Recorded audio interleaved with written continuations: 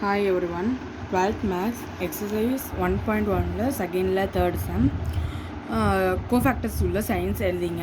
ஏ இன்வர்ஸோட formula வந்து A inverse equal to 1 by modulus of A adjoint of A. இப்போ வந்து நம்ம மாடுலஸ் ஆஃப் ஏ எடுத்துப்போம். ஃபஸ்ட்டு ரோ மட்டும் தான் எக்ஸ்பேண்ட் பண்ணணும். அப்போ 2 இன்ட்டு ரோவே காலத்தே மறைச்சிங்கன்னா 8 minus 7 minus of 3 ரோவே காலத்தையே மறைச்சிங்கன்னா 3 2s are 6 minus 3 plus 1 ரோவே காலத்தையே மறைச்சிங்கன்னா 3 7s are 21 minus 4 3s are 12. 8ல் 7 போயிடுச்சுன்னா 1, 3ல் 6ல் 3 போயிடுச்சுன்னா 3, 21ல் 12 போயிடுச்சுன்னா 9. 1 2s are 2, 3 3s are 9, 1 9s are 9. 9 9 cancel ஆகிடும், பேலன்ஸ் 2. ஏங்கிறது எக்ஸிட் ஆகும். அதுக்கப்புறம் கோஃபேக்டர்ஸ் ஆஃப் ஏ. ஃபஸ்ட்டு ஏவா இங்கே ஏற்கனவே நம்ம பண்ண மாரியே தான் எப்போதுமே மாடுலஸ் ஆஃப் ஏ தான் ஃபஸ்ட்டு ரோ கிடைக்கும்.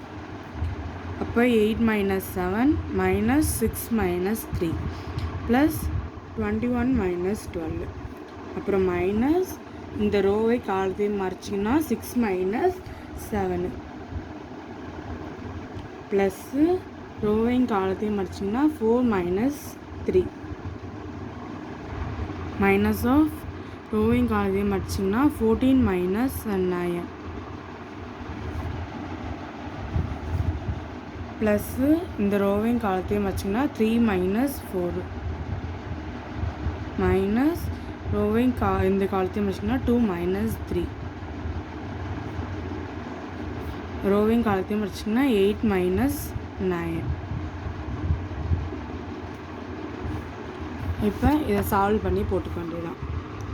அப்போ என்ன வரும்?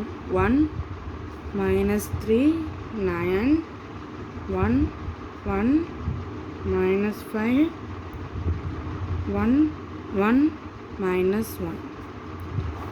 இதை டிரான்ஸ்போர்ட் பண்ணிங்கன்னா அட்ஜாயிண்ட் ஆஃப் ஏ கிடச்சிரும்.